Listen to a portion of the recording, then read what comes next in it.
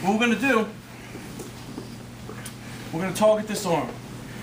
I want to sit up so I can place my armpit over the shoulder. The way I'm going to do that is I'm going to get a little pinch right here.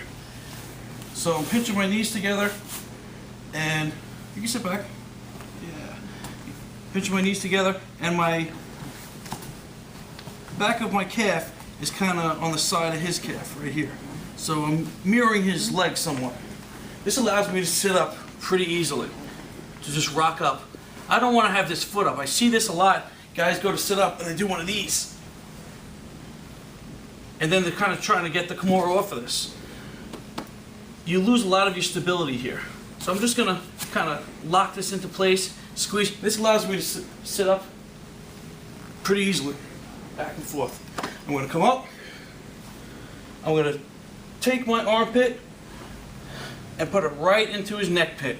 I'm going to plant my elbow down like a little chicken wing right here. This prevents, I'm going to bear down on this, prevents him from coming up. Go ahead. That's what I want. Then I take my thumb and I point down right here into the crease of his back of his shoulder into the armpit. That's going to draw my line. So I draw down the arm, lock it in, my thumb to the outside. I sit back down, back to square one with my back. Now I'm going to scoop my hips inside. I'm not going to pivot, I'm going to scoop. That makes him fall flat to the ground. His head is now on the ground. This goes over the back to isolate so he can't posture back up. I rotate my thumbs down a bit to tighten everything in. I pinch my left elbow in.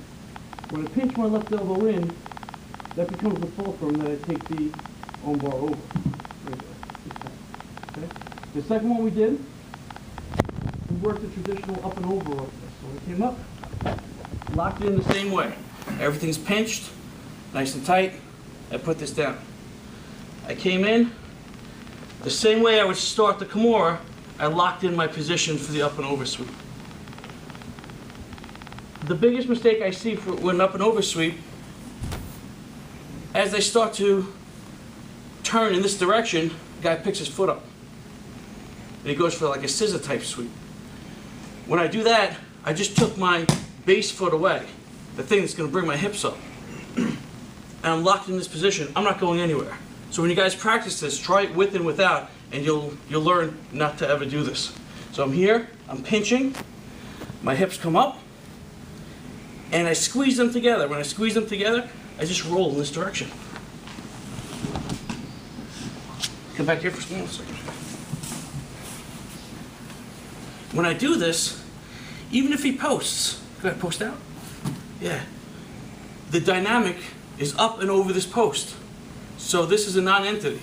Doesn't mean anything to me. I come up, over the post. The last one we did, I came up, I lock this in, and he goes to protect it. He brings it into the inside.